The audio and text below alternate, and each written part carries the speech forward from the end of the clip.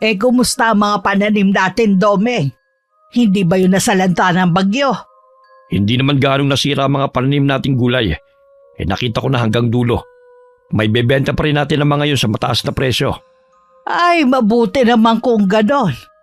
Maswerte tayo kumpara sa ibang mga magsasaka sa lugar natin. Nakita ko kanina na sinalanta ng husto mga pananim nila. Sigurado na ang kanilang pagkalugi. Mabuti nga sa kanila. Ngayon tayo lang ang may magandang ani. Wala tayong kaagaw sa mamamakyaw ng mga gulay. Nasa atin talaga ang swerte. Oo nga. Parang gusto kong lumabas para makita ang pagkadismaya ng mga kababaryo natin. Siya nga pala, nakasalubong ko si Ruben kanina. Ha? Talaga? Nagkausap ba kayo? Hindi, may mga kasama siya kanina. Kahit nasa iisang baryo lang tayo, bihira ang pagkakataon na makasalubong natin siya. Hindi ko alam kung tayo ba ang umiiwas o siya. Sigurado na hindi pa yung nakakalimot sa nangyari noon. Huwag mong kakalimutan siya ang may malaking atraso sa atin at ang asawa niya. Alam kong gusto pa rin niya makaganti sa akin. Lagi naman akong handa kung sakali eh. Balita ko rin magaling na siyang manggagamot. Namana niya yun sa namayapa niyang ama. Nakarating nga yan sa akin. Di ba meron siyang nakababatang kapatid? Nasaan na kaya yun? Taga Maynilang ng pangasawa nun . Malamang doon siya nakatira. Wala naman akong balita kung dumadalaw siya rito sa lugar natin. Mabuti pang doon na lang siya habang buhay para hindi siya mahawa sa kamalasan ng kapatid niya. Kilala ang mag-asawang Domeng at Luding sa lugar namin dahil sa isang ektaryang taniman ng mga gulay. Maliban doon, kilala rin sila sa pagiging madamot at magaspang ang ugali. Di bali na mabulok ang pananim nila basta hindi sila magbibigay sa kapwa nila. Pinangingilagan din sila ng mga residente. Dahil sa mga kumakalat na kwento tungkol sa kanilang mag-asawa na hindi naman mapatunayan kung totoo nga. Pagkatapos ng isang buwan, nakabuo na rin ako ng desisyon. Uuwi na ako sa probinsya para doon magbagong buhay. Habang nagmumuni-muning mag-isa, may kumatok sa pinto. Dahil sa pag-aakalang kapitbahay, agad ko yung binuksan. At bumungad sa akin si Gail. Bakit dala mo ulit ang mga gamit mo? Huwag mong sabihin na pinalayas ka ng ama mo. Hindi po, Nay. Ako ang kusang umalis sa poder nila. Bakit? Akala ko ba mas gusto mo sa ama mo dahil mas kaya niyang ibigay ang pangangailangan mo? Kasi, Nay, napag-isip-isip ko na hindi yun ang magpapasaya sa akin . Oh, talaga? Kaya pala isang buwan kang hindi man lang nagparamdam sa akin. Sorry po, Nay .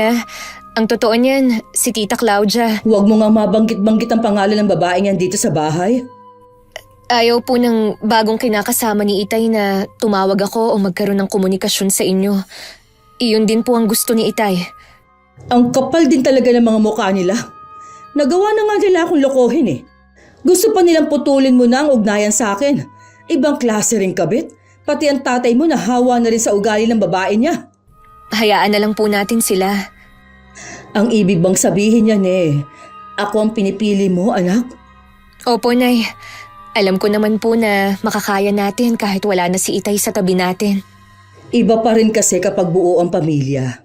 Mabuti doon sa tatay mo, meron kang maituturing na pangalawang ina sa katauhan ng kabit niya. Hindi naman po totoong mabait ang bago niyang kinakasama . Ano ang ibig mong sabihin? Mabait lang po siya kapag nakaharap si Itay. Kapag kami lang dalawa, ginagawa niya akong utusan. Ganon?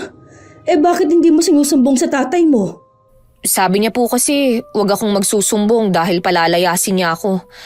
Tsaka naisip ko na baka hindi rin maniwala sa akin si Itay. Ipagpapalit rin lang ako ng ama mo sa babae pang yon. Sigurado ako, walang alam sa gawaing bahay at pagluluto yon, ano? Wala nga po. Kaya nga ako ang inuutusan niya . Hindi rin po totoo na balak nila akong pag-aralin. Sa kanya pa nga lang po ubos na ang sahod ni Itay. Nagpaalam ka ba sa tatay mo na uuwi ka sa akin? Hindi na po. Bahala na pong magpaliwanag ang kabit niya sa kanya. Kaya lang anak, may iba na rin kasi akong plano. Ano pong plano niyo? Balak ko sanang umuwi sa probinsya natin. Bakit naman po? Nawala na kasi ako ng ganang tumira dito sa Maynila eh. Gusto ko na umuwi sa amin. Doon ko gustong tumanda. Nay, paano po ko? Pwede ka naman sumama sa akin. Pero kung gusto mong dumito, hahayaan naman kita. Sasama na lang po ako sa inyo, Nay. Ayokong maiwan dito mag-isa. Gusto ko rin pong makarating sa probinsya nyo. Hindi po ba nandun ang kapatid nyo?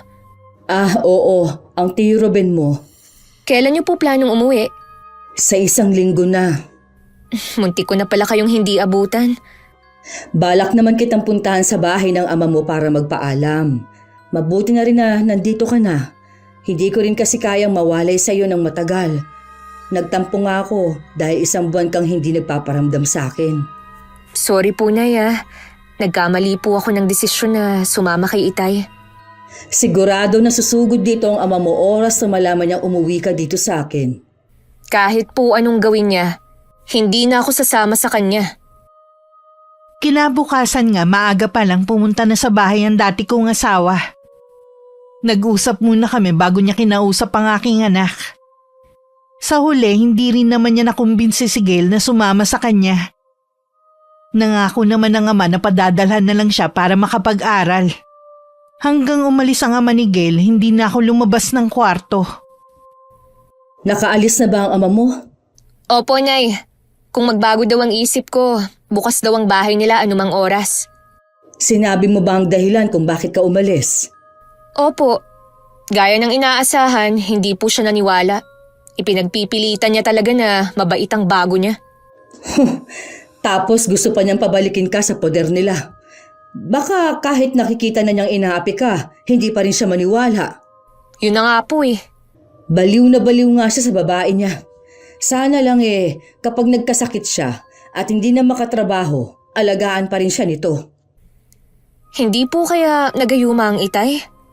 Sa tanda niyang yon, tatablan pa ba siya ng gayuma? Ginusto rin niya talaga. Alam ko po na nasasaktan pa rin kayo. Huwag po kayong mag-alala. Nandito naman po ako eh. Hindi ko na kayo iiwan. Salamat anak. Sa totoo lang, kahit pinayagan kita na sumama sa ama mo noon, nalungkot pa rin ako syempre. Mas masakit pa sa pagtataksil ng ama mo sa akin. Hindi na po ulit mangyayari yun. Kaya nga po sasama na ako sa inyo sa probinsya eh. Ay, hindi kaya manibago ka sa pagtira doon. Hindi naman siguro sa taas ng bundok ang titirhan natin sa inyo. O di kaya sa loob ng gubat. Hindi naman. Kaya lang, malayo sa nakagisnan mong buhay. Ayos lang po yun, Nay. Ang importante sa akin, magkasama tayo. May mga eskwelahan rin naman sa bayan. Makakapag-aral ka pa rin naman. Kailangan mo nga lang mag-dorm dahil malayo rin kung mag-uuwian ka. Tsaka na lang po tayo magplano kapag nandun na tayo. Oo nga. Total naman wala na tayong gagawing mahalaga dito. Siguro nga mas mabuti pang umuwi na tayo ng mas maaga. Kung yun po ang tingin yung mas makakabuti. Nagpasya kami ng anak ko na sa makalawa na ng madaling araw umalis. Hindi ko alam kung dahil sa sobrang pag-iisip ba o dahil sa pagod na rin kaya nanaginip ako ng masama ng gabing yun. Hinahabol daw kami ng anak ko ng isang matandang bruha. At balak kaming lutuin sa kumukulo nitong kawa. Nagising ako sa malalakas na yugyug sa balikat ko. Bahagya ko pang naitulak si Gail nang magising ako. Ayos lang po ba kayo? Gail, anong ginagawa mo dito? Narinig ko po kayong sumisigaw eh, kaya pumasok ako dito. Ano po bang napanaginipan nyo? Hindi ko na maalala eh. Anong oras na ba? 3:00 na po ng madaling araw. Hindi na siguro ako makakatulog nito. Pupunta na lang ako sa kusina. Matulog ka muna, maaga pa naman. Sasamahan ko na lang po kayo. Hindi na rin po ako makakatulog eh. O sige, maya-maya lang naman ng kaunti dadaan na yung nagpapandesal. Abangan mo at mag-iinit lang ako ng tubig. Nay, alam na po ba ng kapatid nyo na uuwi tayo? Oo anak, pero hindi lang alam ni kuya kung kailan. May pamilya na rin po ba siya? May asawa siya pero namatay sa panganganak kasama ng bagong silang nilang anak. Hindi na po ba siya ulit nag-asawa? Hindi na. Itinuon na lang niya ang panahon sa panggagamot. Isa siyang albularyo? Oo, namana niya yon sa aming ama. Kayo po ba marunong din manggamot, Nay? Nako, hindi anak. Ang Tio Ruben mo lang. Nay, kapag nandun na po tayo, ano po ang gagawin nyo? Ang ibig ko pong sabihin magtatrabaho po ba kayo? Marami naman akong pwedeng pasukan doon. Yun nga lang, puro sa lupa. Pwede naman na tulungan ko na lang si kuya sa maliit naming sakahan. Pangunahing hanap buhay kasi doon, pagsasaka. Ganon po ba? Ano, ayaw mo na bang sumama sa akin pa uwi? Nagbago na bang isip mo? Hindi po Sasama po ako sa inyo. Harangan man ako ng sibat. Ikaw talaga. Oh, naran na yung pandesal, narinig ko na. Bumili ka na at yun na lang ang almusal natin. Dumating ang araw ng pag-alis namin ni Gail. Nagliliwanag pa lang nasa terminal na kami. Dahil parehong walang tulog, sa bus na lang kami natulog habang bumabiyahe. Parang nanibago rin ang katawan ko sa haba ng biyahe. Nangawid din ako dahil sa tagal ng pagkakaupo. Papasok na kami nun sa baryo namin nang mapansin ko ang pagkamangha ni Gail sa tanawin. Kitang-kita din sa mga mata niya ang paghanga na hindi ko inaasahan sa kanya. Bigla kong may naalala. Pero bigla ko rin yun inalis sa isipan ko. Pagdating sa bahay, mainit naman kaming sinalubong ng mga kamag-anak namin at ni Kuya Ruben. Maligayang pagbabalik sa iyo, Gail. Salamat po, Chong, sa mainit niyong pagtanggap sa amin. Magpahinga na muna kayo ng nanay mo, ha? Maghahanda lang ako ng tanghalian natin. Sige po. Almira, masaya ako na bumalik ka kasama ng anak mo. Ganon din ako, kuya. Tutulungan na kita sa paghahanda ng tanghalian natin. Huwag na. Alam ko na pagod ka sa biyahe. Siguradong nanibago ka. Oo nga Nangawit ang balakang ko sa tagal ng pagkakaupo. Tsaka may edad na rin ako kaya siguro hindi na makatagal sa pagkakaupo. Hoy, maiwan ko muna kayo. Huhulihin ko lang ang isa sa mga alaga kong manok para pang-ulam. Oh, tumahimik ka na riyan, anak. Nagtataka lang po ako sa sinabi ni Tio Ruben. Bakit sinabi niya na maligayang pagbabalik sa akin? Ito pa lang naman ang unang beses kong nakarating dito Baka nagkamali lang siya ng pagkakasambit kanina. Huwag mo nalang pansinin. Baka nga po. Halika na muna sa magiging silid natin. 2 lang pala ang kwarto sa bahay na ito. Hindi na rin siguro naisip ni kuya na ipagawa dahil mag-isa lang naman siya. Bahay pa ito ng mga magulang namin kaya kung mapapansin mo luma ang disenyo. Nung makita ko nga po itong bahay niyo, pakiramdam ko, bumalik ako nung unang panahon. Kamukha po kasi ang bahay niyo sa mga picture sa libro Oo nga. Sana hindi pa ito masira. Pero alam ko, matibay ang mga kahoy na ginamit sa paggawa nito. Nay, yung nadaanan natin na malawak na taniman ng gulay, kilala niyo po kung sino ang may-ari? Ang ganda kasi parang kumikinang ang mga pananim nilang gulay sa ilalim ng sikat ng araw. Halatang alagang-alaga nila ang mga pananim nila. Sa pagkakaalam ko sa mag-asawang Domeng at Luding ang taniman na yon. Sila ang may malawak na sakahan dito at alam ng marami kung gaano kaganda ang kanilang naaani ng mga gulay. May mga panahon nga na pinipeste ang pananim ng iba pero hindi ang kanila na ipinagtataka ng marami. Baka po may ginagamit sila para sa mga pananim nila. Siguro, wala namang nakakaalam dahil ilagsak nila ang mga tao. Maliban kasi sa masungit ang mga yon, madadamot din sila. Paano po sila naging madamot? Kahit na mabubulok na ang mga gulay nila, hindi pa rin sila mamimigay. May mga tao palang katulad nila. Oo naman, kaya ikaw, iwasan mo na mapagawi sa taniman nila. Kahit hindi niyo po sabihin yan, iiwasan ko po talagang pumunta doon. Ayoko naman po na magkaproblema kayo. Salamat anak ha. Lagi na lang ang kapakanan kong iniisip mo. Napansin ko rin, mas bumait ka pagkatapos mo manggaling sa bahay ng itay mo at nung kabit niya. Marami lang po akong natutunan habang nandun ako. Iba pa rin po pala kapag mismong nanay ang kasama. Dati po, Naiinis ako sa inyo dahil wala na kayong ginawa kundi sermonan ako sa mga ginagawa ko. Yun pala, para lang sa kabutihan ko. At saka, yung hindi ko po naranasan sa inyo, doon ko naranasan sa bago ng Itay. Sabi ko naman sa'yo, iba kapag nasa ibang bahay ka. Ikaw lang ang kailangang makisama. Para ngayon ko po nararamdaman ng pagod. Hihiga po muna ako O sige, mahiga ka na lang muna dito ha. Hindi naman ako inaantok. Tutulungan ko muna ang Tio Ruben mo. Mamaya na lang natin ayusin ang mga gamit. Iniwan ko na sa kwarto si Gail. Hinanap ko si Kuya sa likod ng bahay. Nandun din pala ang pamangkin naming lalaki na mas matanda kay Gail ng ilang taon. Ang binata nagtatanggal ng balahibo ng manok. Oh, akala ko nagpapahinga ka. Si Gail lang ang inaantok. Ako naman mahabang itinulog ko sa bus. Nawala na rin naman ang pagod ko. Talaga bang hindi na kayo magkakabalikang mag-asawa? Naku kuya, malabo na at meron na siyang kinakasama. Pwede may ginawa sa kanya yung babae para mapaibig ang asawa mo. Sabi nga ni Gail, baka daw ginayuma ang ama niya. Pero hindi naman ako naniniwala. Ginusto rin yun ni Aurelio.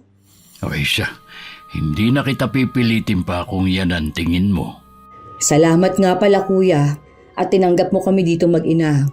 Huwag ka mag-alala. Maghahanap buhay rin ako para hindi kami maging pabigat sa iyo. Tutulungan kita sa sakahan natin. Ano ka ba? Kahit kailan hindi kayo magiging pabigat sa akin. Natutuwa nga ako at bumalik na kayo.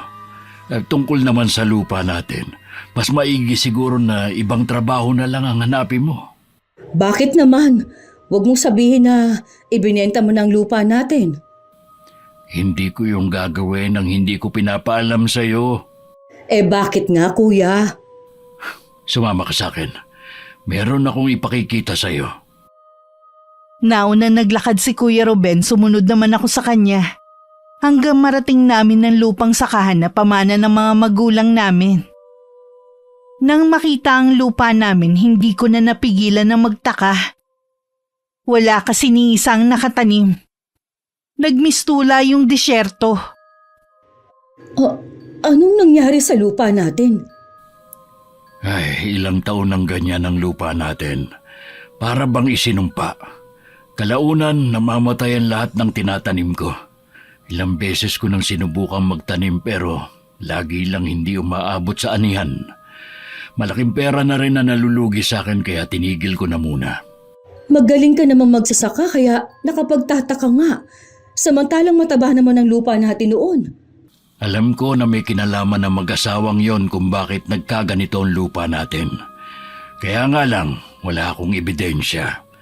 Baka ako pa ang mapasama kung kukumprontahin ko sila.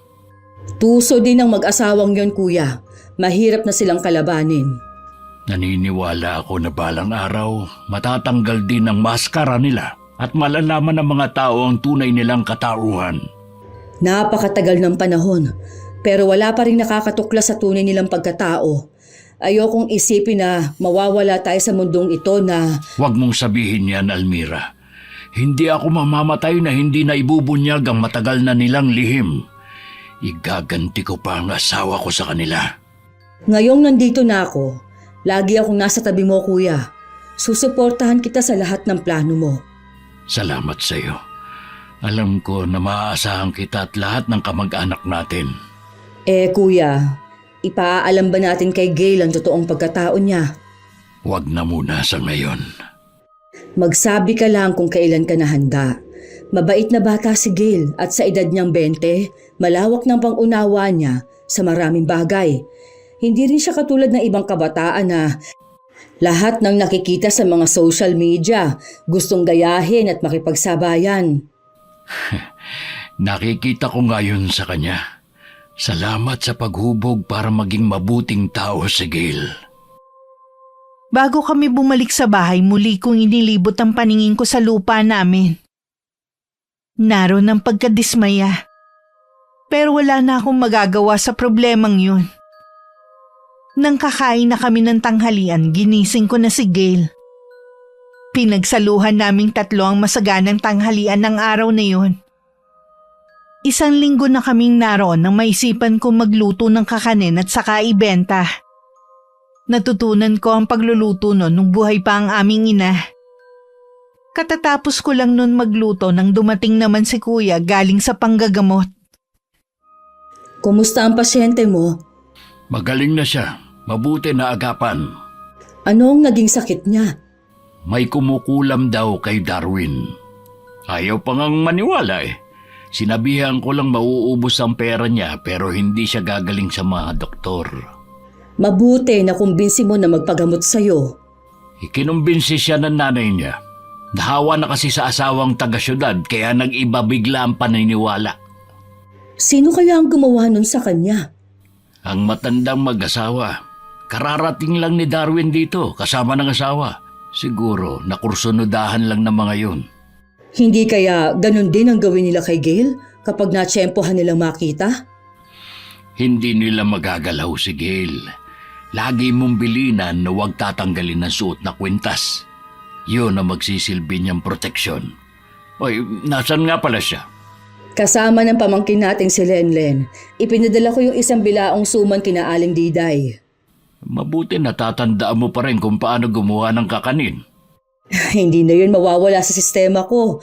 Abay bata pa lang ako, dito na tayo binuhay ng inay. Ay, sa bagay nga. Nakakamiss din ang mga magulang natin. Oo nga, tinirahan nga pala kita, kumain ka muna. Hindi nagtagal dumating na rin si Gail. Malapit lang naman kasi ang bahay ni Aling Diday. Pinasamaan ko lang siya sa pamangkin namin para makabisado na sa susunod ng anak ko mga bahay na hahatiran niya kung sakali. Pero ganun na lang ang gulat ko nang makita na bitbit pa rin niya ang bilao ng kakanin. Oh, bakit dala mo pa rin yan? Wala bang tao doon? Nay, sabi po ni Aling Diday, nagastos daw niya yung pambayad sa order niyo. Ano? Pambihira naman ang matandang yun. Hindi pa rin pala nagbago. Bili niyo kasi, wag kong ibigay kung walang bayad kahit gusto niyang kunin. Kaya po ito, dala ko pa rin. Mabuti, hindi mo bibindigay. Kapag nagkataon, sayang ang pagod natin. Kilala ang matandang yon na hindi nagbabayad ng utang. Tapos siya pa ang galit. Paano po itong suman? Ay ilalako ko na lang. Ako na lang po, Nay. Kaya ko naman eh. Hindi mo naman kabisadong lugar natin eh. Hindi naman po ako lalayo eh. Dito lang ako sa mga bahayan. O sige, mabuti na nga rin siguro. Basta ba huwag kang lalayo, ha? Iwasan mo rin yung malawak na taniman ng mag-asawang matanda. Kapag natanaw mo na, bumalik ka na rito sa bahay. Opo, Chong. Tatandaan ko po ang sinabi niyo. Kahit nag-aalangan akong payagan ng anak ko, inalis ko na lang yun sa isipan ko. Darating din naman kasi ang araw na kailangan niya makabisado ang lugar namin. May tiwala din naman ako sa kanya na hindi niya susuwayin ang utos ko. Dahil sa kagustuhan ni Gail na maubos ang paninda, hindi na niya namalayang napalayo na siya. Namalayan na lang niya na malapit na siya sa malawak na taniman ng mag-asawa. Akmang babalik na sana siya nang may nagsalita. Ano ba yung tinitinda mo? Po? Kuwan po. Kakanin po. Parang ngayon lang yata kita nakita rito ah. Kadarating lang po namin ng nanay ko nung nakaraang linggo. Ganun ba? Lumapit ka sa akin. Huwag ka matakot at hindi naman ako nangangain eh. Gusto ko lang makita yung paninda mo. Sige po. Ito na lang po ang natira eh. Sige, bibilhin ko na lahat. Talaga po? Oo, bakit? Ayaw mo ba? Naku, gusto ko nga po eh. Para makauwi na ako. Sige na, balutin mo na yan lahat at kukunin ko na. Ito na po. Maraming salamat po sa inyo. Umalis na rin agad ang anak ko pagkatapos makuha ang bayad. Dahil sa pagmamadali niya, hindi na niya napansin ang matiim na titig ng matandang babae habang nakasunod sa kanya ng tingin. Ilang sandali pa lumapit na ang asawa ng matandang babae na nagtataka dahil parang ipinako na siya sa kinatatayuan niya. Sinong kausap mo, Luding? Hindi ko kilala eh. Naglalako lang siya ng kakanin. Binili ko na lahat, bihira lang naman tayong makakain nito eh. Kanino kayang anak ang babaeng yun? Hindi ko alam. Pero sabi niya kadarating lang nila rito ng nanay niya. Baka taga-bayan o ibang lugar. Siguro nga. May iba nga pala ako. Magaling na si Darwin. Napagaling siya ni Ruben. Mahusay talaga siya gaya ng kanyang ama. Dapat matinding karamdaman na lang ang ibinigay mo sa kanya eh. Matindi na nga ang orasyon na iginawad ko eh. Sadya lang talagang mahusay si Ruben kaya napagaling niya. Siguro naman ay magtatanda na si Darwin. Akala yata niya ay madadaan niya tayo sa paninindak niya eh. Tapos ka na ba sa ginagawa mo? Oo. Uuwi na ba tayo? Oo, madilim na naman ang langit eh. Mabuti naman at umuulan na. Iba pa rin kapag tubig ulan ang dumidilig sa mga pananim natin. Hindi na sinagot ni Aling Luding ang asawa. Okupado na kasi ang isip niya ng anak kong si Gail. Samantala masaya naman ang anak ko na umuwi sa amin bitbit ang wala ng lamang bilao. Nakaabang naman ako sa may pinto dahil hinihintay ko siyang dumating.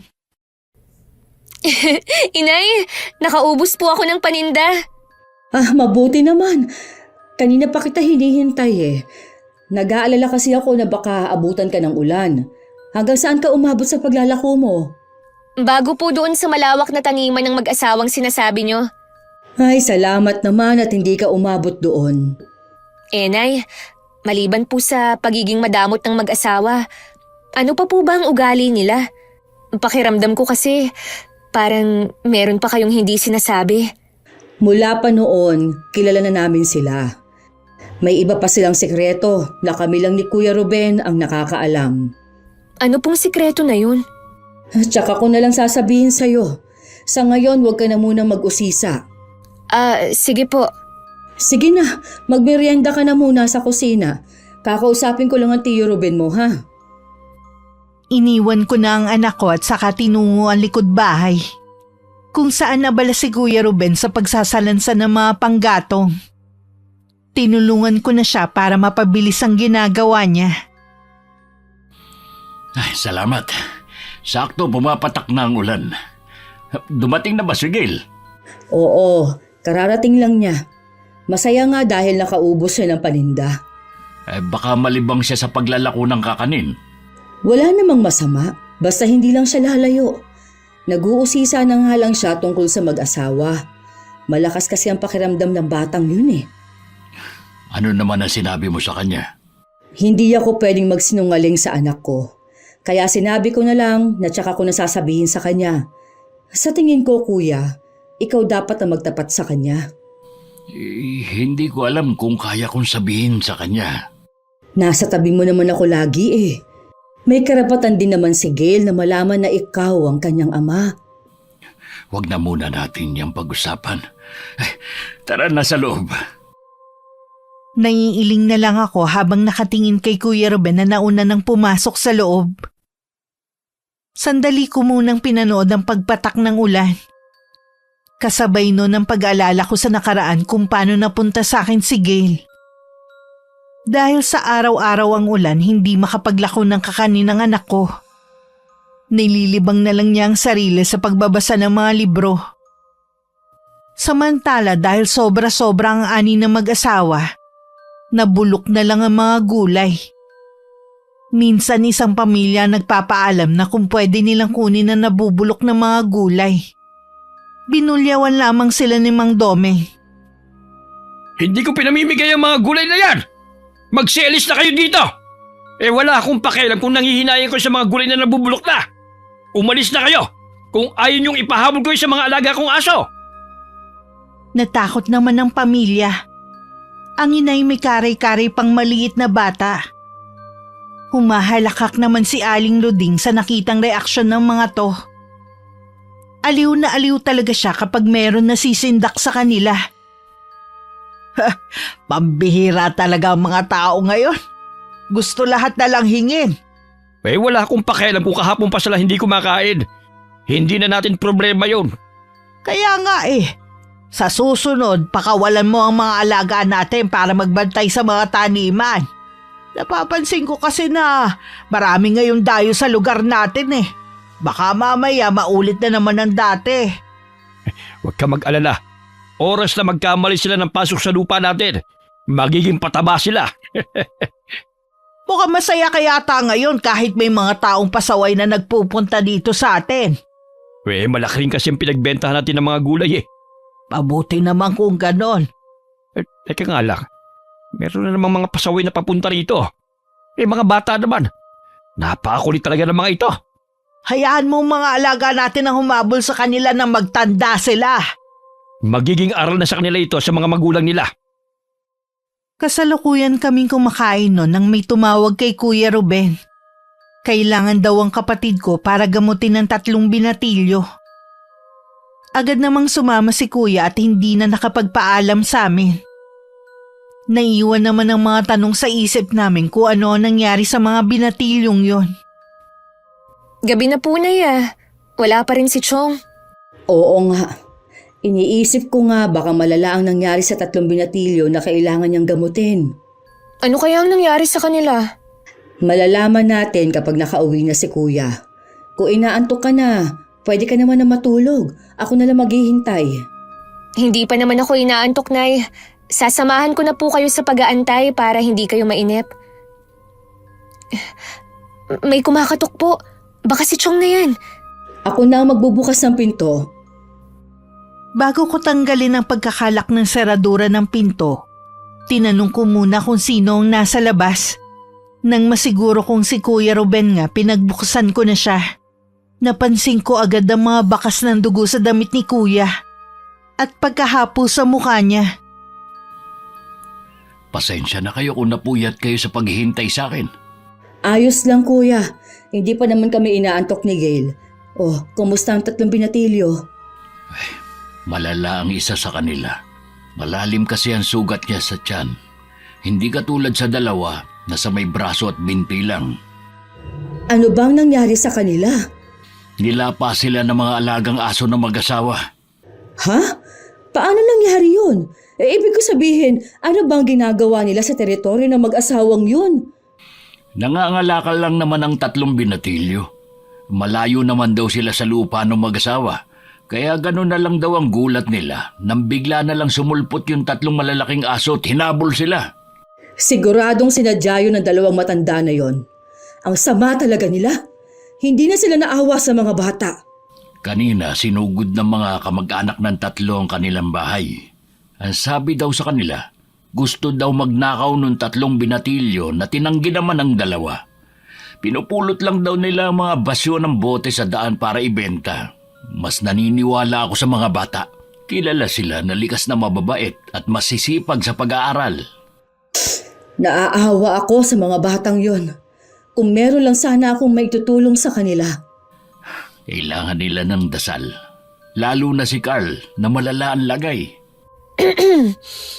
Chong, bakit hindi pa po sila dalhin sa ospital? Malala na po pala ang lagay ng isa sa kanila. Lalo lang mapapasama kung dadalhin sa ospital ang mga binatilyo. Bakit naman po, Chong? Ay, mahirap ipaliwanag, iha. Gail, mabuti pa matulog ka na. Tsaka ko na lang ipaliliwanag sa yung lahat ng gusto mong itanong. Kuya, madalas ba mangyari ang ganito? Ngayon lang ulit. Marami na kasi mga dayo dito, kaya hindi nila alam ang tungkol sa mag-asawang yun. Mali yatang umuwi kami dito ni Gail. Huwag mong sabihin yan. Matagal na rin naman ako nangulila sa anak ko. Gusto ko rin siya makasama. Ay, pasensya ka na kuya. Kung nakapagsalita ako ng ganun. Naiintindihan naman kita. Nag-aalala ka lang kay Gail. Sige na, matulog ka na at magpapahinga na rin ako. Kinabukasan hindi ko na nagisnan si Kuya. Sa pag-aakala kong baka binalikan niya ang mga binatilyo, hindi naman ako nag-alala. Lingid sa akin, pinuntahan ni Kuya Ruben ng mag-asawa. Anong ginagawa mo rito, Ruben? Sino ka mo nandito? Ang mortal nating kaaway. Narito sa teritoryo natin. Ang lakas ng loob mong pumunta rito! Sagad na hanggang buto ang kasamaan ninyong mag-asawa, ha? Pati mga bata, nagawa ninyong ipahabol sa mga alaga ninyo. Eh, gusto nila kami pagnakawan eh. Kaya hinabol sila ng mga aso namin. Sinungaling! Ano ka mo? Ilagay mo sa lugar ng tapang mo. Baka nakakalimutan mo kung nasan ka. Hindi ko nakakalimutan. Hindi ko lang maatim na pati mga inosenteng bata sinaktan ninyo. Ay, pagsabihan mo ang mga kababaryo mo na huwag gambalain ng pananahimik namin. Kayo ang gumagambala sa katahimikan ng mga taga rito. Mula nang dumating kayo. Kung mahal mo ang buhay mo, umalis ka na. Gagawin ko lahat para mapaalis kayo sa baryo namin. Mga salot kayo! Eh, teka nga lang. Eh, gusto mo yata masakmal ng mga alaga namin. Hindi ako natatakot sa mga alaga ninyo. Sige, ilabas mo sila! Nakakapanibago ang pinapakita mong katapangan, Ruben. Talaga bang hinahamon mo na kami, ha? Baka gusto mo na rin sumunod sa mag-ina mo. Bago ako sumunod sa kanila, sisiguruhin ko na kayo muna ang mawawala. Eh, talagang... Hayaan mo na lang siya. Iniwanan pa ng matatalim na sulyap ni Kuya Ruben na mag-asawa bago naglakad palayo. Natitigilan naman ang dalawa at hindi maganda ang kutob sa pagpunta na yun ni Kuya. Nababaliw niya ata ang Ruben na yun para pumunta rito. May pinaplano siya. Hindi ko lang maisip kung ano. Talasan mo ang pakiramdam mo, baka bumalik siya sa mga susunod na araw. Huwag ka mag-alala. Ako ang bahala sa kanya. Eh, siya nga pala. Naalala mo yung dalagang binilhan mo ng kakanin? Anak pala yun ni Almira. Bumalik na sila rito. Eh kaya pala pamilyar sa akin na mukha ng babaeng yun eh. Pero bakit hindi ka mukha ni Almira? Mas hawig nga yung bata ka eh. Hindi kaya... Nung gabi lihim na bumalik ulit si Kuya Ruben sa bahay ng mag-asawa. Pakubli-kubli siya sa mga pananim para hindi siya makita. Natanaw naman niya ang mga alaga nilang aso. Nang masigurong tulog na ang mag-asawa, tsaka niya inilabas ang sariwang karne na tumutulo pa ang dugo. Agad naman yun naamoy ng mga aso at saka sinundan ng amoy. Sige, lumapit kayo. Dadaling ko kayo sa lugar kung saan kayo nararapat. Kahit nakita na siya, hindi man lang siya inangilan ng mga aso. Mas interesado sila sa dala niyang karne. Hanggang makalayo sa bahay at marating ang gubat, tsaka na lang ibinigay ni Kuya ang mga malalaking tipak ng karne na may pampatulog. Ilang sandali pa, isa-isa nang tumumba ang 3 aso. Ganyan nga, matulog kayo ng mahimbing. Hindi karapat-dapat mag-alaga ang mag-asawang yun ng mga aso. Ginagamit lang kayo para makapanakit ng tao. Kinabukasan maagang bumangon si Mang Domeng. Nagtataka naman na hindi siya sinalubong ng mga alaga. Bigla naman siyang kinutuban ng hindi maganda. Hinanap niya ang mga yun pero ni bakas wala siyang makita. Para bang naglaho na lang basta ang mga alaga niya. Eh saan ka ba nagpunta ha? Namamaos ako sa kakatawag sa'yo mula kanina eh. Eh, hinanap ko yung mga alaga nating aso eh. Mula kaninang umaga wala na sila eh. Baka nandyan lang sila umiikot sa taniman natin. Naikot ko na ang buong taniman natin ng gulay. Hindi ko sila makita. Eh, namaos na nga rin ako sa katatawag pero hindi sila lumalapit. Eh kung nakalabas man sila, siguradong bumalik na sila. Alam ko na may nangyari sa kanila. Hanapin ko muna sila sa labas. Teka lang, Domeng. Delikado kung pupunta ka sa kabahayan. Talagang hindi na siya nagpapigil pa. Una muna naghanap si Mang Domeng sa gubat. Nang hindi makita doon ng mga alaga, tsaka naman siya nagtungo sa ibang panig ng baryo. Hanggang hindi na niya namalayan na nasa kabahayan na siya. Bahagya siyang natigilan nang makitang masama ang titig sa kanya ng mga taga ron. Imposible na mabuhay pa ang mga alaga ko kung nakarating sila rito. Baka mapag-initan ako. Kailangan ko na umalis. Akmang tatalikod na siya nang biglang may sumigaw sa likod niya. Isang galit na lalaki ang pasugod sa kanya habang may hawak na pamalo. Para siyang ipinako sa kinatatayuan niya hanggang makalapit ang lalaki. Ang ibang naron sumugod na rin sa kanya. Dahil marami ang umaatake sa kanya, hindi na niya nagawang ipagtanggol ang sarili. Nagawa naman niyang makatakas pero bugbog sarado naman ang inabot niya. Domeng! Ano nangyari sa'yo? Sino may kagagawan niyan sa'yo? Ang mga tao, sinugod nila ako. Galit na galit sila sa akin. Mga hayop sila! Ano karapatan nila para saktan ka, ha? Magbabayad ang mga taong yun sa ginawa nila sa'yo! Hindi ko kasi namalayan na nakarating na ako sa kabahayan. Huli na para makaiwas ako.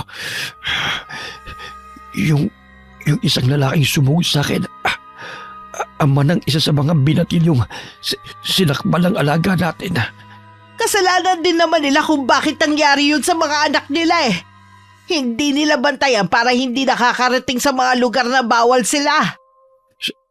Sa narinig ko kanina, patay na ang isa sa binatilyo. Wala akong pakialam kahit maubos pa sila. Maupo ka na muna dyan at kukunin ko lang ang mga gamot. Nag-aalala ako sa mga alaga natin. Baka may masama nang nangyari sa kanila. Huwag mo na silang intindihin kung patay na sila. Mas mahalaga ang buhay mo kaysa sa mga hayop na yon. Pero Luding, matagal na natin silang alaga. Kahit papano'y kapamilya ng turing ko sa kanila. Itong tandaan mo, Domeng. Tayo lang ang magkapamilya. Parang baliwala lang sa'yo yung ilang taon ng pagsiservisyo ng mga alaga natin sa atin. Pwede naman natin silang palitan kung gusto mo eh. Ayoko ng kapalit. Hahanapin ko pa rin sila kapag kaya ko na. Napahamak ka na nga dahil sa paghahanap sa kanila eh. Itutuloy mo pa rin talaga na hanapin sila. Titigil lamang ako kapag nakita ko mismo ng mga mata ko na wala na sila. Ay, bahala ka na nga. Ang tigas ng ulo mo. Nang sumunod na mga araw, sunod-sunod ang pagkakasakit ng mga tao. Mabuti na lang naroon si Kuya Ruben. Alam niyang kagagawan niyo ni Aling Luding.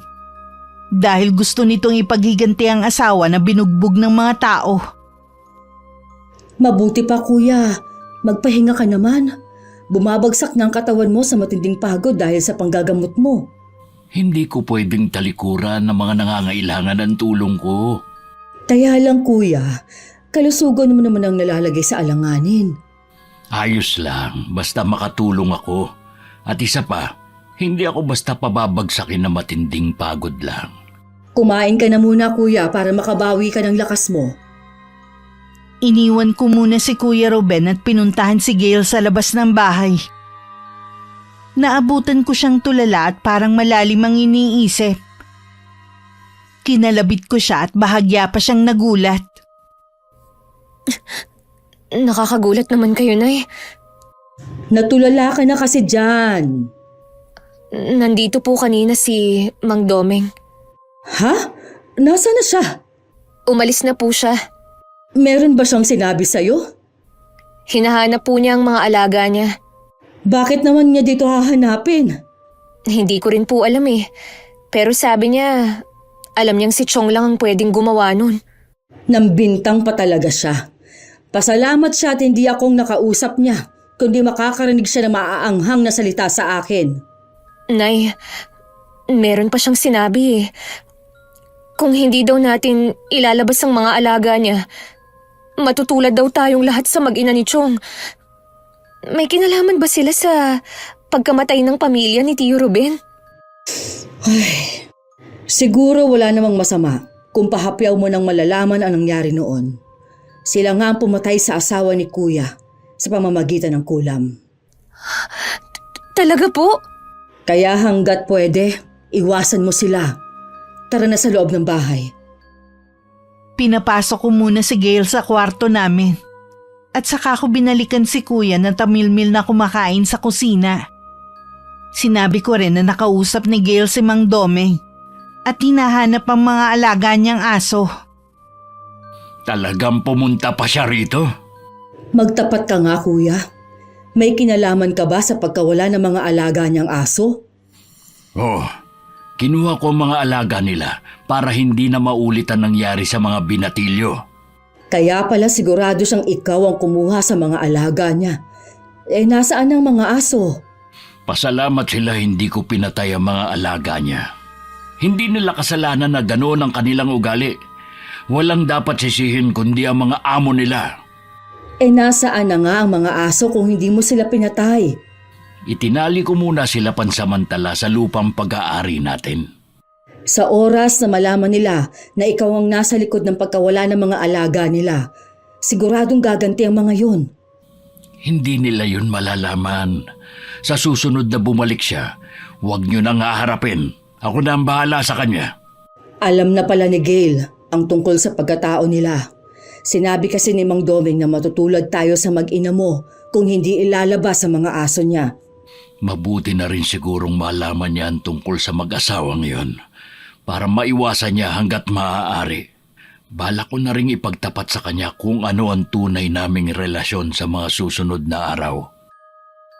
Kahit anong pakiusap ni Aling Luding sa asawa na tigilan na ang paghahanap sa mga alaga nila, hindi niya mapasunod ang lalaki. Patuloy siya sa paghahanap sa mga yun araw-araw. Napabayaan na rin ni Mang Doming ang taniman nila na dahilan ng kanilang pagtatalong mag-asawa. Kailan ka ba titigil sa ginagawa mo, ha? Hanggat hindi ko nakikita ang mga alaga natin. Mga hayop lang ang mga yun pero ang mga pananim natin ang pinagkukunan natin ng kabuhayan. Pinababayaan mo na dahil sa paghahanap mo sa mga yun. Hindi ko rin maaasikaso mga pananim natin kung sobrang pag-aalala ko. Kung hindi ka patitigil, gagamitan na kita ng orasyon. Sige, gawin mo. Basta ako gagawin ko rin ang gusto ko. Paano kung pinatay na sila ng mga tao para makaganti sa atin? Nararamdaman ko na buhay pa sila. Kaya hanapin ko sila kahit na anong mangyari. Yan tigas talaga ng ulo mo, matanda ka. Kaya mo namang alagaan ang taniman natin. Kaya ikaw na muna ang bahala. Sige, gawin mo na ang gusto mo basta bumalik ka lang dito ng ligtas. Ilang araw na rin sinusundan ni Mang Doming ang kapatid ko. Malakas kasi ang kutob niya na may kinalaman si Kuya Ruben sa pagkawala ng mga alaga niya. Isang araw nagtaka matandang lalaki kung bakit imbis na tumuloy sa bahay si Kuya, sa lupa namin siya pumunta. Sa pagkakaalam kasi niya matagal nang hindi napapakinabangan ng lupang yun dahil inorasyonan ng asawa niya. Ganun na lang ang gulat ni Mang Doming na makita ang mga alaga na naroon at nakatali. Lingid sa kanya alam ng kapatid ko ang ginagawa niyang pagsunod. Sabi na nga ba ikaw ang kumuha sa mga alaga ko. Paano mo sila nadala rito? Pasalamat ka at dinala ko lang sila rito. Hindi kaya ng konsensya ko na patayin sila kahit malaki ang kasalanan nila. Ibalik mo sila sa akin kung ayaw mong dumanak muli ang dugo sa lupa mo. Hayop ka talaga. Pinaalala mo pa nangyari dito noon. Hanggang ngayon ba masakit pa rin ang pagkamatay ng mag-ina mo? Nangungulila ka pa rin sa kanila? Kung ayaw mong sapitin din ng kapatid mo at ng pamangkin mo ang nangyari sa mag-ina mo, ibalik mo sa akin ang mga alaga ko. Hindi mo na sila makukuha pa sa akin. Talagang hinahamon mo ako, ha? Dahil sa galit sinugod ni Mang Doming ang kapatid ko. Nagulat naman si Kuya Ruben sa lakas na ipinamalas ng matandang lalaki. Nabuwal sila at nagpambuno. Dahil masigit na malakas si Kuya kaysa sa kalaban, nagawa niyang isalya ang matanda. Hindi inaasahan ni Kuya na may patalim ito. At muli silang nagpambunong dalawa. Naagaw naman niya ang patalim at aksidente niya na itarak dito. Ganong eksena ang naabutan ko. Kuya! Almira, tulungan mo ko. Kailangan natin siyang magamot. Huwag kayong lalapit. Gagamutin lang kita. Wala akong masamang gagawin sa'yo. Hindi ko kailangan ng tulong mo. Huwag sanang matigas ang ulo mo, Mang Doming. Gusto ka lang naming tulungan. Hindi nasabi! Ruben, alagaan mo mga aso ko. Nakikiusap ako sa'yo. Pumayag ka ng gamutin kita. Mang Domeng! Bumalik po kayo! Saan siya nagpunta? Ang bilis niya nawala. Yung dugo sa lupa, kuya. Sundan natin bago pa may makakita sa kanyang ibang tao. Sinundan namin ang mga patak ng dugo pero nawala na rin yun. Hinanap pa namin siya sa paligid pero hindi na namin siya nakita. Lulugo-lugo kaming umuwi sa bahay. Sa tingin ko naman hindi ganun kalalim ang sugat niya. Kaya lang, baka maubusan siya ng dugo. Puntahan kaya natin siya sa bahay nila. Baka nakauwi na siya. Hindi pwede, kuya. Baka lalo ka lang mapahamak. Hindi ko naman sinadya yung nangyari. Alam ko naman yun Sinubukan naman natin na tulungan siya pero ayaw naman niya. Sana naman ayos lang siya. Gusto kong gumanti, pero hindi sa paraan na mamamatay siya. Huwag na muna natin itong pag-usapan para hindi makahalata si Gail. Nang mga oras na yun, nag-aalala naman si Aling Luding sa asawa. Dahil madilim na, wala pa rin ito. Parot parito na siya habang iniisip kung saan napadpad si Mang Domeng. Wala naman siyang matanungan ng mga tao dahil iniiwasan nga silang mag-asawa. Hanggang inabot na ng kinabukasan. Ang aga mo namang umalis ng bahay kanina. May balita ka ba? Wala Nakita ko rin si Aling Luding. Mukhang hinahanap din niya ang asawa. Nakapagtataka namang bigla na lang siyang nawala. Naisip ko yung sinabi mo na hindi naman malala ang sugat niya. Hindi kaya nasa isang lugar lang siya at nagpapagaling? Ilag sa kanyang mga taga rito. Sino naman ang tutulong sa kanya?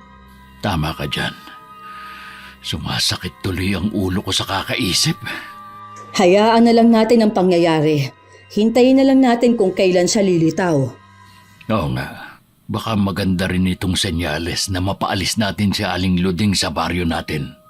Baka maisip niyang lumayo na lang ngayong wala na ang asawa niya. Naging matuli ng mga araw. Pinilit naming maging normal ang mga kilos namin. Para walang makahalata na meron kaming tinatago ni Kuya Ruben. Isang araw na galing ako sa paglalako ng kakanin, hindi ko inaasahang makakasalubong ko si Aling Luding. Matiim ang titig niya sa akin. May kailangan po ba kayo? Matagal ka ring nawala Kumusta ka, Almira? Ayos lang naman po. Alam mo bang 1 linggo nang nawawala ang asawa kong si Domeng? Ganun po ba? Wala akong nababalitaan. Alam ko na may masamang nangyari sa kanya. Oras na malaman ko kung sino ang responsable sa pagkawala niya.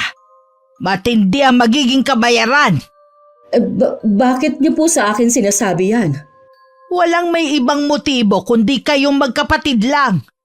Una na wala ang mga alaga naming aso. Ngayon naman mismong si Domeng.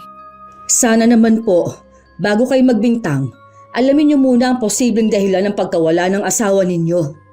Walang dahilan para bigla na lang siyang mawala. Subukan niyo pong hanapin sa ibang lugar. Huwag niyo na po akong gagambalain pa. Siya nga pala. Maganda ang anak mo Kaya lang bakit hindi mo yata siya kamukha? Mas kahawig niya ang namayapang asawa ng kapatid mo. Hindi lang basta magkahawig para silang pinagbiyak na bunga. Binabalaan ko po kayo.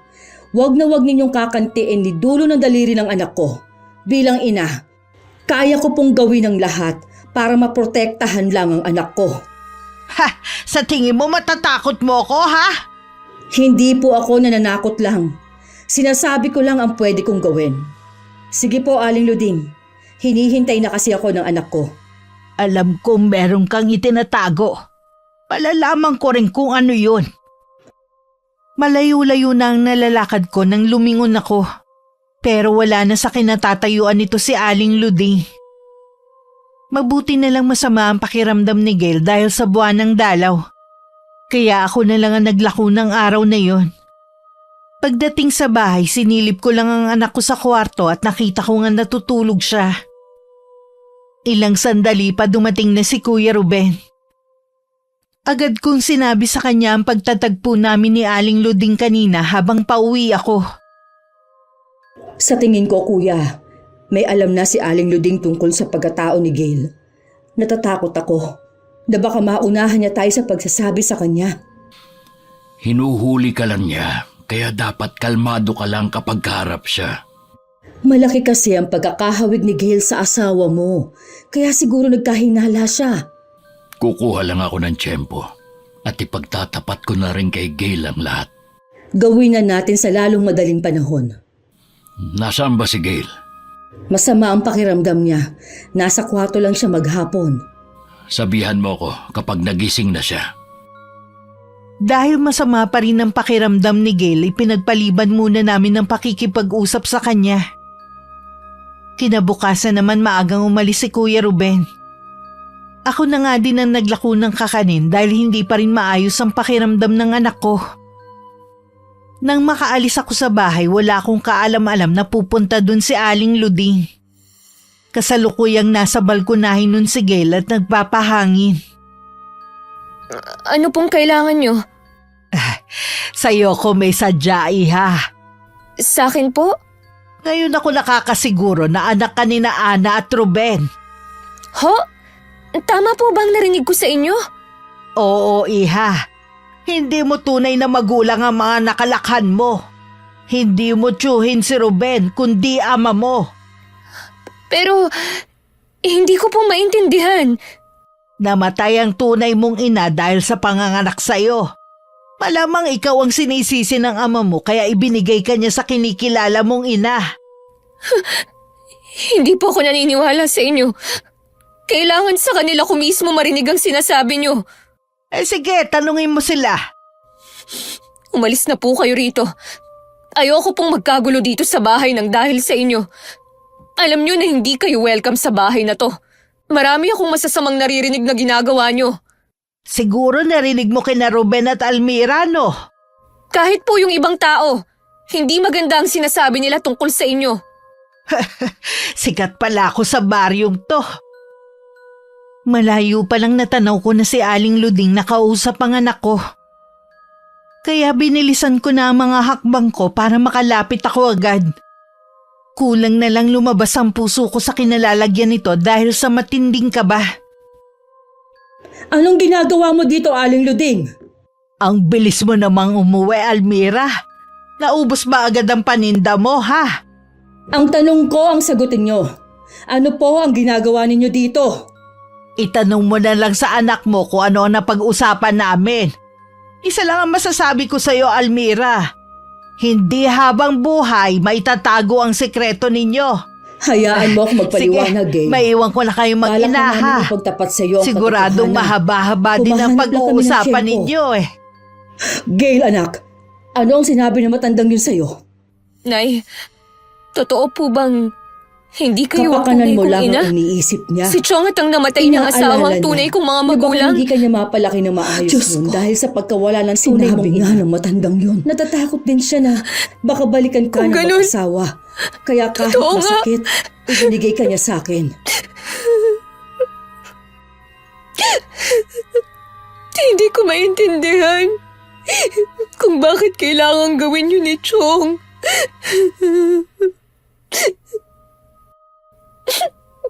Napakababaw pa rin ang dahilan na yun, Nay. Siguro para sa'yo ay mababaw na dahilan yun. Gail! Pero para sa isang Sandali ama, lang, anak. Mag-usap muna nakaligtasan tayo. mo lang ang iniisip. Hindi yun mababaw lang. Kung hindi pa nagpunta rito si Aling Luding, hindi ko pa malalaman ang itinatago niyo. Balak na nga naming ipagtapat sa'yo kahapon. Kaya lang nga masama pa rin ang pakiramdam mo. Maniwala ka, Gail. Hindi namin intensyon na lokohin ka. Walang intensyon. Pero ilang taon yung itinago. Iwan niyo muna ako. Gusto ko lang mapag-isa. Wala akong nagawa kundi pabayaan na muna si Gail. Buong maghapon lang siya nagkulong sa kwarto namin. Hanggang dumating si Kuya Ruben, hindi pa rin siya lumalabas. Ipinagtapat ko na rin na naunahan na kami ni Aling Luding sa pagsasabi ng katotohanan sa dalaga. Sa palagay ko, ginawa yun ni Aling Luding para gumante. Dahil may hinala siya na tayo ang nasa likod ng pagkawala ng asawa niya. Kakausapin ko si Gail. Gusto raw muna niya mapag-isa. Hayaan na lang muna natin siya. Mas naging komplikado pa tuloy. Wala naman akong ginusto kundi ang kaligtasan ng anak ko. Binigo ko si Ana na pangalagaan ng anak namin. Hindi yan totoo. Kung nasan man ngayon si Ate Ana, alam ko na masaya siya. Kapag natapos ang problema natin, babawi ako kay Gail. Pupunuan ko mga taon na hindi kami magkasama. Mabait ang anak mo, kuya. Naguguluhan lang siya ngayon, pero maiintindihan niya rin ang ginawa natin balang araw. Oh, alam ko naman yun. Maiba ako. May balita na ba kay Mang Doming? May sinabi ang pinsan ni Itay kanina na si Cholauro. Hindi ko alam kung maniniwala ba ako. Alam mo naman na hindi normal ang pag-iisip niya. Ano bang sinabi niya? May kamag-anak daw si Mang Doming sa kabilang baryo. Hindi kaya nandun siya. Anong ginagawa niya dun? Bakit hindi siya umuwi sa asawa niya? Hindi pa naman tayo sigurado sa bagay na yan. Pupunta ako doon para alamin. Hindi ba pwedeng ipagpabukas mo na lang? Baka abutin ka kasi ng gabi eh. Oh, sige. Pupuntahan ko na muna si Aling Luding para balaan. Alam ko na may iba siyang pinaplano. Nakatayo ako sa may bintana habang tinatanaw ang paglayo ni Kuya Ruben. Naramdaman ko ang pagtabi sa akin ni Gail. Saan po pupunta si Chong? Pupuntahan niya si Aling Luding. Ayos na ba ang pakiramdam mo? Opo. Nay, marami sana akong gustong itanong sa inyo. Sana po masagot niyo lahat. Sige, Iha. Sasagutin ko lahat. Bakit kinulam ni Aling Luding ang tunay kong ina? Nabanggit ko na sa'yo dati pa. May kadamutan ng mag-asawang yon. Noong mga panahong ipinagbubuntis ka ng nanay mo, gusto niya laging tinatanaw ang malawak na taniman ng mag-asawang yon. Tinangkarin niyang humingi ng gulay noon pero hindi siya binigyan. Doon nag-umpisa ang lahat. Minsan, may nawalang mga gulay daw sa taniman ng mag-asawa. Ang nanay mong pinagbintangan nila. Nag-umpisa noon, nagkasakit si Ate Ana hanggang sa kabuwanan niya na sa'yo. Dahil lang dun, kinulam nila ang tunay kong ina? Si Aling Luding ang mangkukulam.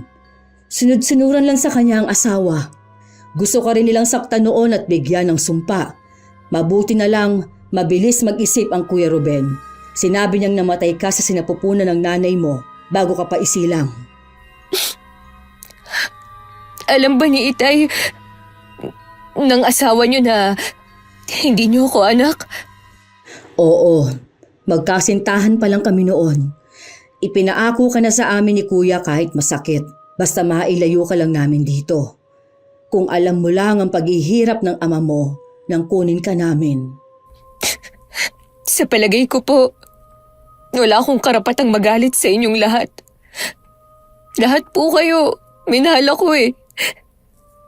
Pasensya na, Nay, kung nagtampo man ako sa inyo. Mahigpit pang yumakap si Gail sa akin. Nangako pa siyang kakausapin na si Kuya na siyang tunay niyang ama. Samantala magkaharap naman si Aling Luding at Kuya ng mga oras na yon. Pareho nilang nararamdaman ang galit ng bawat isa. Siguro galit na sa'yo ang anak mo dahil sa ginawa mong paglilihim. Hindi mo ba talaga titigilan ng pamilya ko, ha? Sabihin mo muna kung nasaan ang asawa ko para tigilan ko na kayo. Bakit hindi mo hanapin sa kamag-anak niya? Walang ibang kamag-anak si Domeng maliban sa akin. Kaya wag mo akong nililinlang. Alam ko na may kinalaman ka sa pagkawala niya. Kung ako sa'yo, sabihin mo na kung ayaw mo mapahamak ang anak mo. Subukan mong saktan ang anak ko, magsisisi ka. Baka gusto mong sumunod na sa asawa mo. Sinasabi ko na nga ba may kinalaman ka sa pagkawala ni Domeng? Nasaan ang katawan ng asawa ko? Sabihin mo na sa akin kung nasan siya. Wala kang malalaman sa akin. Kahit hindi ka umamin, alam ko may ginawa kang masama kay Domeng gaya sa mga alaga namin. Huling babala ko na ito sa'yo.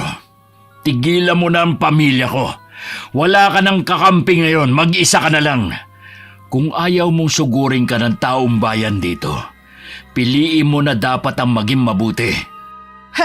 Walang sino man ang pwedeng mag-utos sa akin kung anong dapat kong gawin.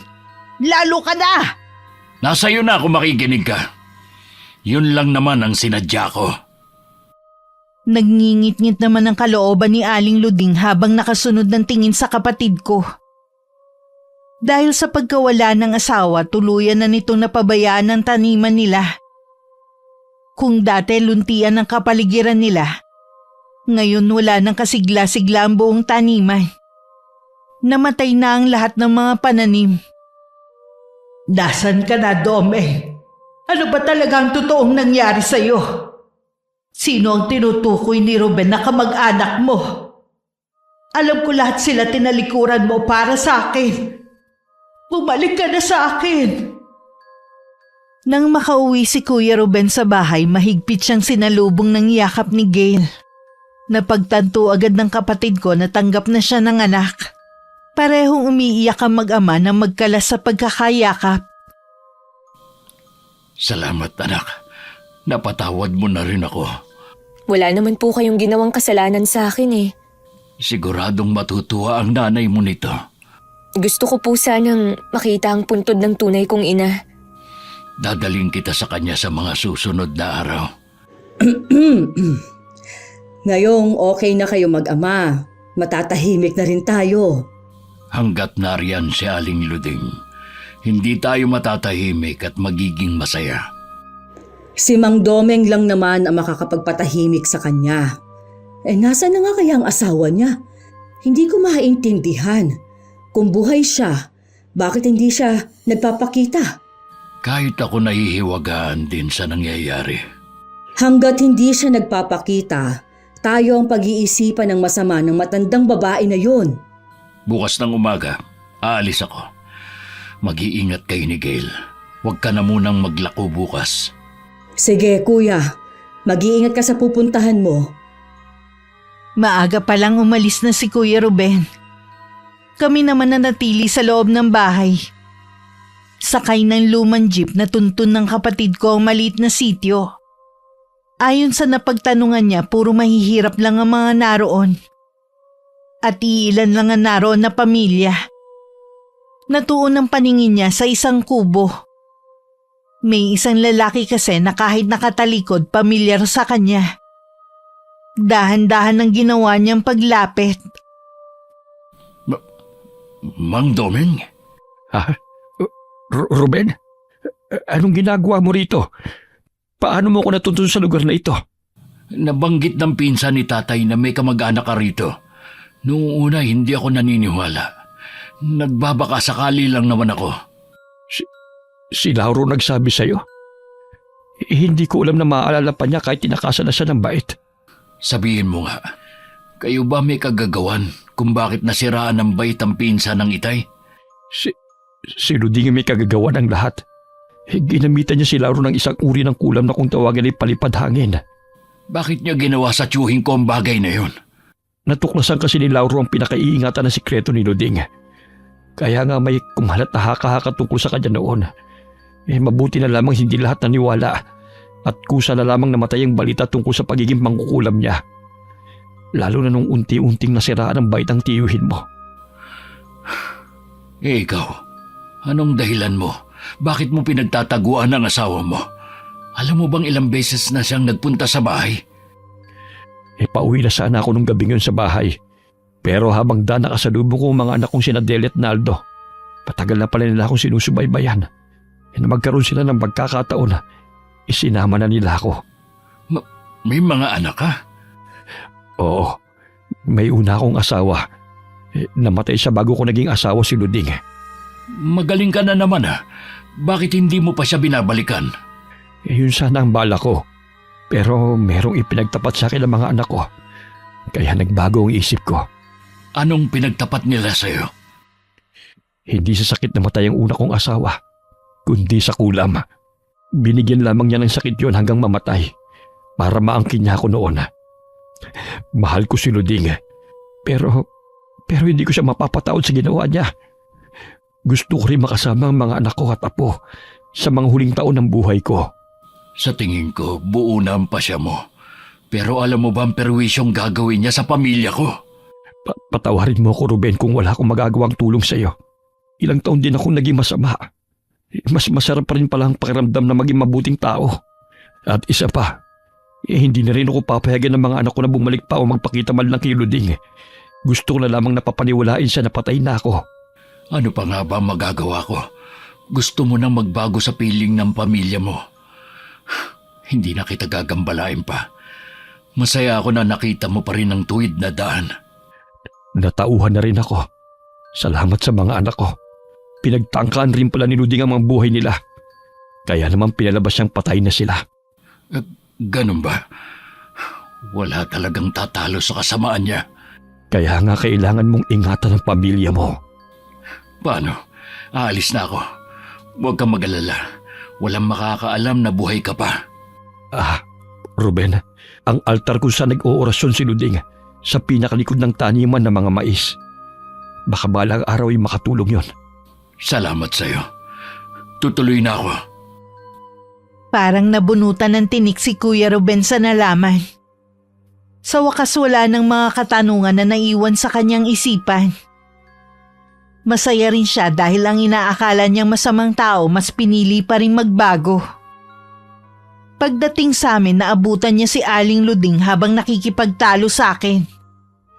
Agad niyang iniharang ang sarili para matigil na ang matandang babae.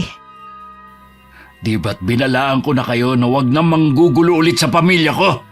Sa tingin mo basta-basta mo ako mapapasunod, ha? Parang baliw na ang matandang yan, kuya.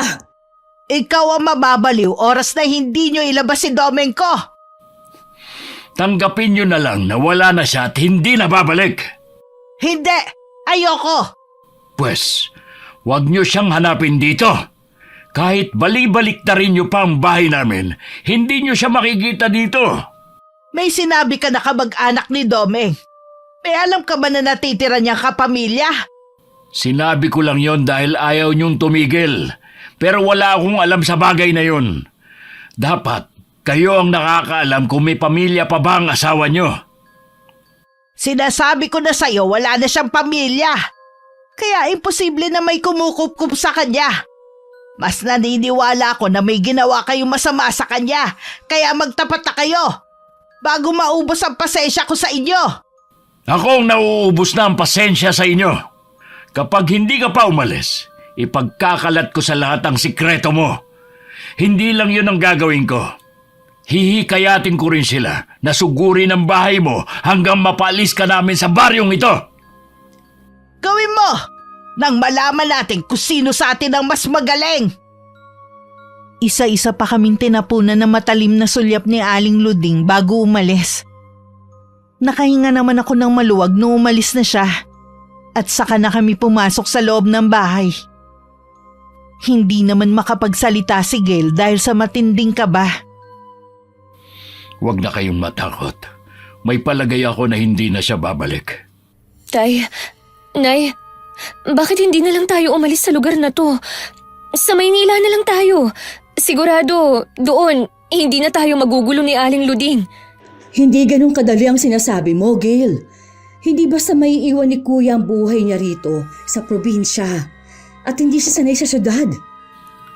Sa tingin ko, tama si Gail. Ha? Huwag mong sabihin, kuya, na... Kung para sa kaligtasan ng anak ko, handa muli akong magsakripisyo. Mas gugustuhin ko pa na hindi na tayo magkita kahit kailan. Bumalik na kayo sa Maynila. Hindi po, Tay. Hindi kami aalis kung hindi ka kasama. Pero anak... Buo na po ang pasya ko. Kung hindi po kayo sasama sa amin ng inay, sama-sama na lang po nating harapin si Aling Luding. Sang-ayon din ako sa sinabi ni Gail. Nang gabing yun habang tulog na ang dalaga, lumabas ako ng kwarto namin. Alam ko kasing gising pa ang kapatid ko ng mga oras na yon. Naabutan ko nga siya sa sala. habang nakatayo sa may bintana at nakatanaw sa kadiliman ng gabi. Kuya, Oh, bakit hindi ka pa natutulog? gaya mo, hindi rin ako makatulog. Ano nga palang nangyari sa lakad mo kanina? Buhay pa nga si Mang Domeng. Ha? Talaga ba? Bakit hindi pa siya nagpapakita sa asawa niya? Wala na siyang balak na magpakita pa kay Aling Luding. Kasama na niya ang 2 anak at mga apo. Gusto niyang magbagong buhay. Hindi ko maintindihan. Ibig sabihin, may sarili pala siyang pamilya? Oo, si Aling Luding din ang may kagagawa ng maagang pagkamatay ng asawa niya. Kinulam niya rin yun? Ganun na nga. Pati ang mga anak ni Mang Domeng gusto niyang saktan noon. Kaya minabuti nilang palabasin na patay na rin sila. Dati, nagagalit ako kay Mang Domeng. Pero ngayon, awa nang nararamdaman ko sa kanya. Pareho tayo. Humanga rin ako dahil pinili niyang magbago. Habang may buhay talaga, may pagkakataon pa rin na magbago. Si Aling Luding kaya, kailan? Huwag na tayong umasa na magbabago pa siya. Sa bagay nga, ilang beses na siyang nagbanta sa atin eh. Sinabi mo ba kay Mang Domeng na tayo ang ginugulo ng asawa niya? Oo, kaya nga pinag-iisipan kong sinabi ni Gail. Ano ka mo? Kuya, kakayanin mo bang iwan ang bahay mo dito sa probinsya? Bakit hindi? Kung makakasama ko naman ang anak ko. Sa bagay nga, hindi naman sa'yo bago ang Maynila. Doon ka nga pala nag-aral noon. Aalis na tayo sa baryo na ito sa lalong madaling panahon. Kaya humanda na kayo ni Gail. Pareho kami masaya ni Gail sa naging desisyon ng kanyang ama. Pero ilang araw na lang bago ang pag-alis namin biglang nagkasakit ang dalaga. Noon lang din namin napansin na nawawala ang kwintas niya. Na binigay ng ama para proteksyonan siya. Lingid sa amin, hawak na yun ni Aling Luding. Tingnan ko lang, Ruben, kung magagawa mo pang magmalaki sa akin pagkatapos ng gagawin ko sa anak mo. Sa kanya ko ay gaganti ang mga ginawa mo. Kinuha na ni Aling Luding ang aklat ng karunungang itim na pag-aari ng kanyang pamilya. Ilang henerasyon na rin nagpasalin-salin ng aklat na yon. Dahil walang anak, parang sa kanya na matatapos ang pagsasalin ng kapangyarihang itim ng kanyang mga ninuno. Tikman nyo ang bagsik ng aking paghihigante. Lahat kayo pahihirapan ko. Kahit yun na lang ang huli kong gagawin dito sa lupa. Kahit hindi sabihin ni Kuya Ruben, alam kong may kumukulam kay Gail. Namanas na kasi ang kanyang buong katawan. Naglalagas din ang kanyang buhok at matindi ang pananakit ng ulo. May mga butlig na rin na tumubo sa balat niya. At katagalan naging sugat na yun na may malansang amoy. Kahit hindi mo sabihin, alam kong may kumukulam kay Gail at walang ibang gagawa nun kundi si Aling Luding. Hindi ako papayag na mawala din sa akin ang anak ko gaya ng inay niya. Anong gagawin natin? Huwag mo siyang iiwan. May kailangan lang akong puntahan. Pupuntahan mo ba si Aling Luding? Oo, kailangan matapos na ang ginagawa niya. Mag-iingat ka. Anak, gagaling ka. Pangako. Aalis muna ako ngayon, ha? Tay, wag po kayong umalis. Dito lang kayo. Nandito naman ang inay mo. Hindi ka niya iiwan. Kailangan ko lang umalis para gumaling ka na agad. Pangako, babalik agad ako. Mag-iingat po kayo. Oo, anak. Huwag kang susuko. Gagaling ka rin at pupunta na tayo ng Maynila para doon magbagong buhay. Opo, Tay. Nang umalis si Kuya Ruben, nasa tabi lang ako ni Gail habang hawak ang kamay niya. Panay din ang dasal ko sa isip na kayanin niya ang nangyayari. Mabilis naman nakarating si Kuya sa bahay ni Aling Luding. Agad niyang hinanap ang altar na binanggit ni Mang Domeng. Naroon ang matandang babae at nag-oorasyon sa salitang Latin. Siguro naramdaman nito ang kanyang presensya kaya dahan-dahan nitong lumingon. Ikaw? Ano ginagawa mo rito? Paano mo natuntunan lugar na to? Si Domeng lang ang nakakaalam sa altar ko. Kung ganon, buhay siya. Tama ka. Siya nga nagturo sa akin. Nasaan ang asawa ko? Bakit hindi pa siya umuwi?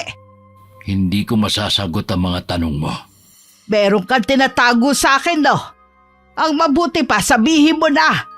Kahit patayin mo ko, wala kang makukuha sa akin. Mamamatay ka naman talaga eh. Sa ngayon, uunahin ko muna ang anak mo. Nandito ako para iligtas ang anak ko. At para tapusin na rin ang kasamaan mo. Hindi mo kaya. Dahil ikaw na rin ang nagpunta sa akin. Wala namang masama kung ikaw na ang uunahin ko. Gagawin kitang pataba sa lupa ko. Hindi ako matutulad sa iba mo pang biktima. Tingnan na lang natin. Merong ibinubulong si Aling Luding sa kapatid ko habang matalim ang pagkakatitig. Pero makalipas ang ilang sandali, walang epekto kay kuya ang ginagawa niya. Kaya tumigil siya sandali. Hindi ako tinatablan ng orasyon mo. Ano ka mo? Ito ang pakinggan mo. Natutunan ko to sa ama ko at ilang taong ko na ring inaral. Inumpisahan na ni kuya na bigkasin ng orasyon na galing sa aming ama. Nakakabingi naman ang epekto nun sa matandang babae. Hanggang hindi na niya napigilang mapatakip sa tenga. Tama na! Ihinto mo yan! Maawa ka! Bibigyan kita ng pagkakataon para magbago. Mas gusto ko pa rin na maging mabuti sa'yo. Huwag mo akong diktahan! Hindi ko kailangan ng kabutihan mo! Lalo na ng awa mo! Ikaw na rin ang pumili sa kapalaran mo. Saka pupunta! Huwag kang lumapit sa altar ko! Bitiwan mo ang aklat na yan! Magbabayad ka sa akin ng mahal! Ikaw ang magbabayad ng mahal. Susunugin ko ang aklat na ito para wala ka nang mapagkunan ng mga sumpa mo. Wag! Yan na lang ang natitirang alaala ng aking ina! Ibalik mo sa akin yan! Wag! Wag mo sunugin! Tapos na ang kasamaan mo. Wala ka ng aklat at altar. Anong ginawa mo? Hayop ka! Sumpain ka at ang pamilya mo! Wala ka ng kapangyarihan para manumpa ngayon. Ano nangyayari sa akin? Bakit biglang nangungulubot ang balat ko? Ganyan ka siguro katanda na. Dahil sa kaalaman mo sa itim na karunungan, nagagawa mong pigilin ng pagtanda mo. Ruben, tulungan mo akong makatayo. Hindi ko makaya ang sarili ko. Ito ang patpat. Gamitin mo kung paano makatayo muli.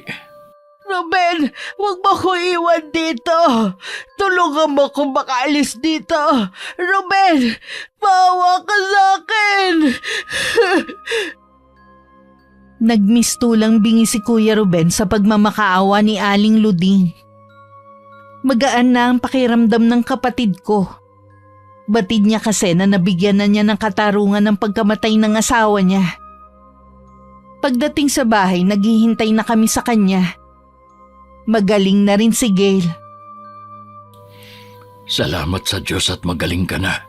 Si Aling Luding, ano ang ginawa mo sa kanya? Wala akong ginawa sa kanya. Sinira ko lang ang kanyang aklat at altar. Ay, salamat naman kung ganon. Kahit malaki ang kasalanan niya sa atin, ayoko pa rin na dungisan mo ang kamay mo ng dugo niya. Mabuti ang pagpapalaki sa atin ng mga magulang natin. Kaya hindi ko magagawa ang iniisip mo. Kahit gaano pa kalaki ang galit ko sa isang tao. Tay, ngayong wala na tayong problema kay Aling Luding, aalis pa rin ba tayo? Oo, anak. Mas gusto kong magbago sa ibang lugar. Kung ganun po itutuloy ko na ang ginagawa kong pagliligpit ng mga gamit. Sa wakas, matatahimik na rin tayo. Nabigyan mo na rin ng hustisya si Ate Ana. Muling nakipagkita ang kapatid ko kay Mang Domeng. Inihatid niya kasi ang mga alaga nitong aso. Nalabis na ipinagtataka ng matandang lalaki. Aalis na kami sa baryong ito. Walang mag-aalaga sa kanila kaya dinala ko na sila rito. Alam kong gugustuhin pa rin nila na ikaw ang makasama. Salamat sa paghatid mo sa kanila. Kumusta na pala si Luding? Wala na siyang kakayanan na mangkulam ulit. Nagawa kong sirain ang altar at aklat niya. Mas lalo siyang tumanda at halos hindi na makalakad. Nasa iyo kung babalikan mo pa siya. Hindi na. Masaya na ako kung nasan ako. Hangad ko ang tagumpay at kaligayahan niyo sa lugar na pupuntahan ninyo. Kinabukasan umalis na rin kami para harapin ang bagong bukas sa Maynila. Muling nakapag-aral si Gail ng sumunod na pasukan. Sa tulong ng dati kong asawa, nakapasok sa trabaho si Kuya Ruben sa pinapasukan nito. Magkahiwalay man kami ng asawa ko, tanggap ko na rin na hindi kami ang para sa isa't isa. Ang mahalaga para sa akin, malayo ang mga mahal ko sa buhay sa kapahamakan. At namumuhay kami ng simple at masaya. Wakas,